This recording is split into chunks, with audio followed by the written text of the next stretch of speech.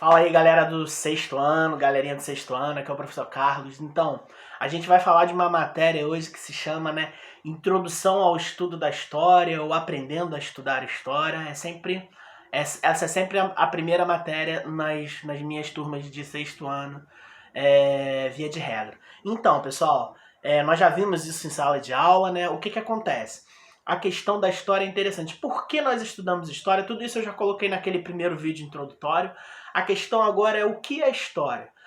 História é uma coisa muito ampla para você dizer que tem um sentido só. Mas a gente pode dar um sentido, um dos significados. A gente pode entender a história como uma ciência, ciências humanas, mas é uma ciência. A ciência que estuda a ação do ser humano ao longo do tempo. Essa é a definição básica de história. O ser humano, como ele vive hoje no século XXI, não é a mesma coisa quando ele vivia lá no século XVI, no período do descobrimento. Nem como ele vivia lá atrás, no século VII, nas expansões muçulmanas. Nem como ele vivia lá no século I, durante o período do Império Romano, quase no período bíblico. Então o que acontece? O ser humano, ele muda a sua ação de acordo com o tempo. E a história trata exatamente desse estudo. E nesse sentido, qual é o papel do historiador? A gente pode entender o historiador com como dois personagens aí.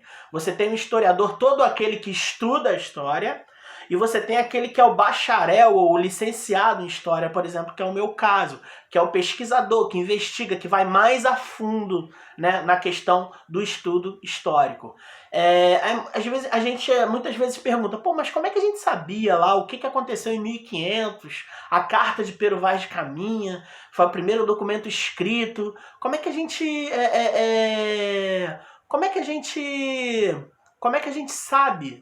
sabe todos esses conteúdos que estão no livro de história? São as chamadas fontes históricas. As fontes históricas são o material que o historiador usa para poder investigar. É como se fossem pistas deixadas por um povo antigo que ajudam o historiador e os estudantes de história, que também são historiadores, a entender como vivia aquele povo. Deu para entender? As roupas, a escrita. Tudo isso me ajuda como se fosse um quebra-cabeça que eu vou montando e aí eu vou entendendo como vivia determinado povo. O povo do Egito hoje não é o mesmo povo lá do Egito Antigo do período faraônico. São duas épocas completamente diferentes. Como é que eu sei como eles viviam lá atrás? Através das fontes históricas.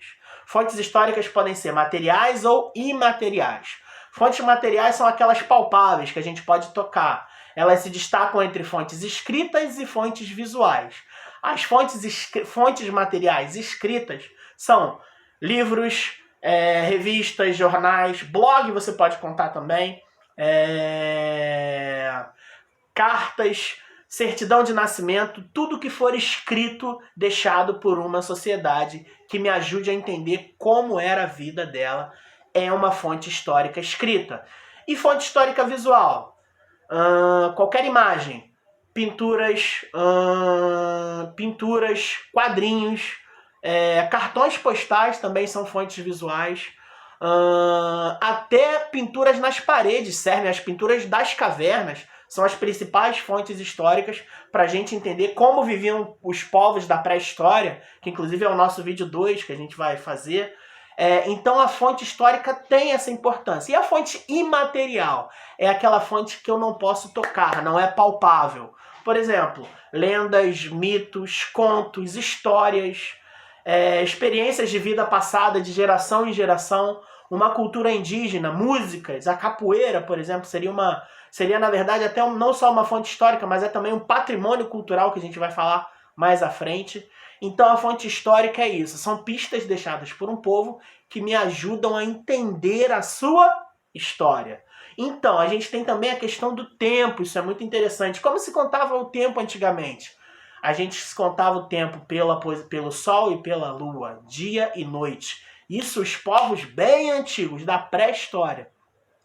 Com o passar do tempo, com o desenvolvimento da agricultura, eles foram usando as estações do ano exatamente para saber quando estava mais propício para você plantar determinado produto, quando as folhas caíam, para você saber exatamente as estações, como estava o clima para você saber o que você devia plantar. Daí acabou-se criando as estações, que são a primavera, verão, outono e inverno. Também nós tínhamos medidas interessantes do tempo, geralmente com velas, com ampulhetas. Ampulheta é aquele negocinho onde fica caindo a areia, né? Vocês já devem ter visto em algum lugar.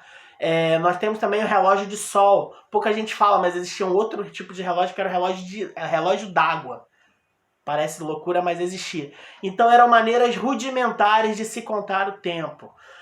Hoje em dia a gente tem a contagem de tempo assim, numericamente falando, em segundos, minutos, horas, dias, semanas, meses, anos, décadas, séculos e milênios, e em eras, né? Hoje a contagem do tempo ela já é mais profissional, digamos assim. Então o que acontece? Essa contagem do tempo foi evoluindo. Hoje a gente tem uma visão um pouco mais ampla disso. Por exemplo, o nosso calendário é o que a gente chama de calendário cristão. No calendário cristão, a gente conta o nosso tempo. A maioria dos países ocidentais, como o Brasil, conta dessa forma. O nosso ano zero, quando a gente começou a contar o nosso tempo, foi a partir do nascimento de Cristo, de Jesus.